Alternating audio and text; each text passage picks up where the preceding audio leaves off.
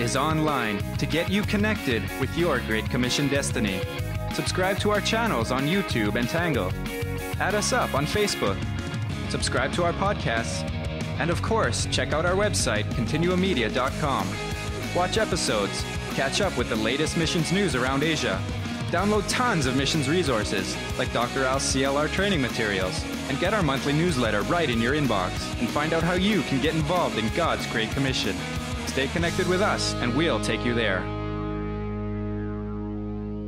I want to lead people. I want to build I want to expand God's family. Build the church. family of God. I want to save souls from going to hell. This This is my future. my future. my future. This is my future.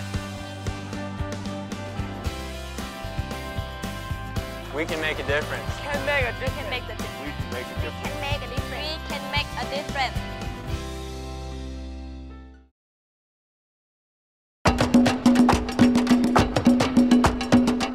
Sanballat and these other guys are trying to pull Nehemiah away from the work that he's called to do. And that's what drama does. It tries to pull us away from what God has called us to do. It tries to pull us away from keeping a steady keel. This is where we need to be focused in order to be able to discern. Because what happens is it becomes very difficult to discern unless our heart is really focused on the promise and the purpose. And that's what we're going to look at in Nehemiah. If you could turn with me to chapter 6. Chapter 6 and verse 1, it says, "It happened when Sanballat, Tobiah, and Geshem, the Arab, and the rest of our enemies heard that I had rebuilt the wall and that there were no breaks left in it, though at that time I had not hung the doors, that Sanballat and Geshem sent to me, saying, 'Come, let us meet together among the villages in the plain of Ono.' But they thought to do me harm." Up to speed on this story, you know, Nehemiah has been in Babylon. He was part of the captivity in Babylon. He got permission from the king to come back to Jerusalem to rebuild the wall. And he actually got letters from the king. The king was giving him resources like timber and all of this kind of stuff to come back. And so here's a guy that's called for a purpose. God has given him tremendous favor. He's got favor from God and man. He's got everything that he needs. He's got letters. So when Sanballat and these enemies come, they come not only in opposition to what God has called Nehemiah to do, but they come in opposition to the foundations and the things that he already has in place. Okay, so it's not like Sanballat has any right to come and speak to Nehemiah on any of these issues because Nehemiah has letters from the king. But here they are up in your face and they're saying, "What do you think you're doing building this wall?" Now, I want you to notice something too about this first verse. They've built the wall, but they haven't hung the gates yet. And a wall without any gates is still useless. But yet it's had the major part of the investment already, put in there. They've done all of the major building and all they've got to do is hang the gates. And so a lot of times this is when the whole issue comes up in your face. Is when you've been working on it and you've been working on it and you've been working on it and you've been following the direction of God. And now the thing is built but not quite finished. This is the time of highest risk in that sense. Right? Because if it gets shut down, they did all this building for nothing, the gates are wide open. Anybody can go in and out of the city. There's no protection. So we're looking at Nehemiah's time of highest risk in this part of the ministry. And so Tobiah, Sanballat, and Geshem, they sent word to him saying, "Let us meet together."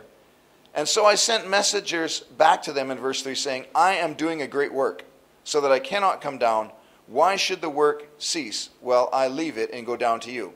But they sent me this message 4 times, and I answered them in the same manner. 4 times. They're saying, "Hey, Nehemiah, come on, down here. We're going to meet down in the plains." They don't tell him what it's about or anything. So what's the issue?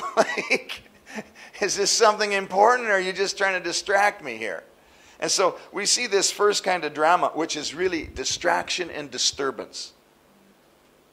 And that's what these guys want Nehemiah to enter into. Begin to dialogue with somebody who has nothing to do with anything except that he's trying to turn God's work into a drama.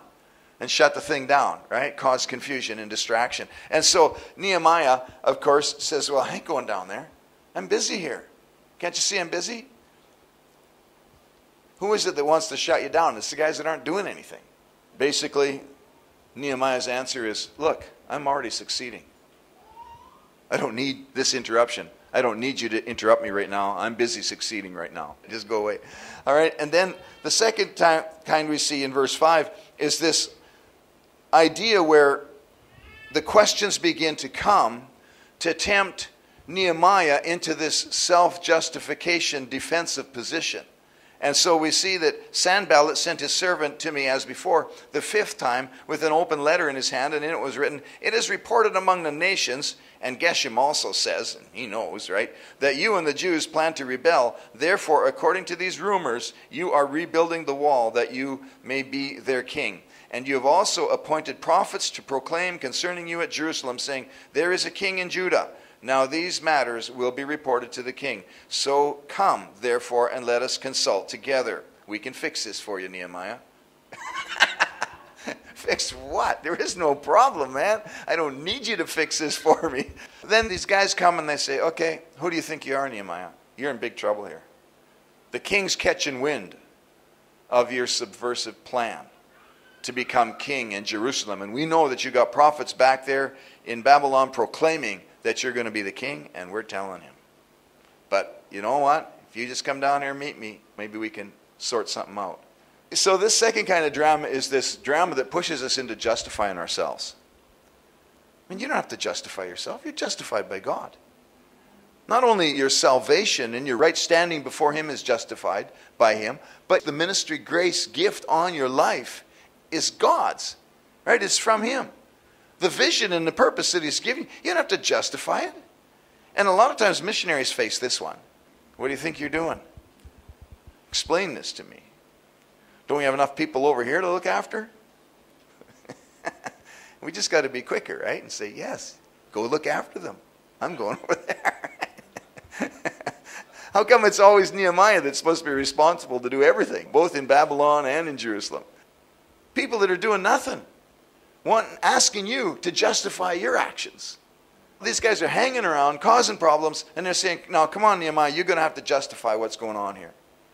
You're going to have to answer that. No, you don't have to answer them. He said, get out of here. Continuum Media is online to get you connected with your Great Commission destiny. Subscribe to our channels on YouTube and Tangle. Add us up on Facebook. Subscribe to our podcasts. And of course, check out our website, continuummedia.com.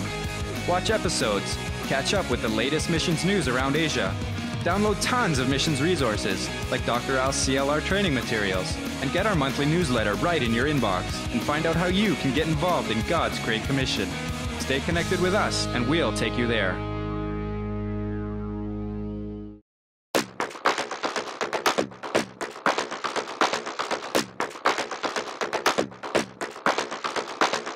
I'm going to be a preacher to the whole world. Go and preach loud.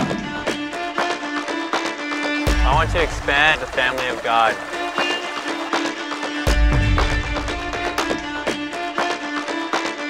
I'm going to develop youth in their God-given talent.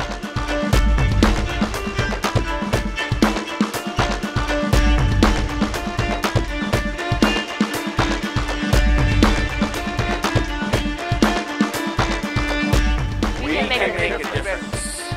We can make a difference.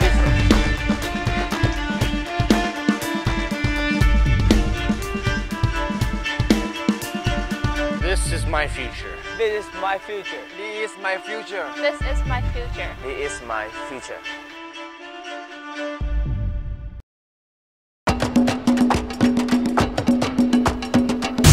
But you see, it becomes more difficult as we go along to discern what we have to answer and what we don't have to answer. And the only way we can keep that discernment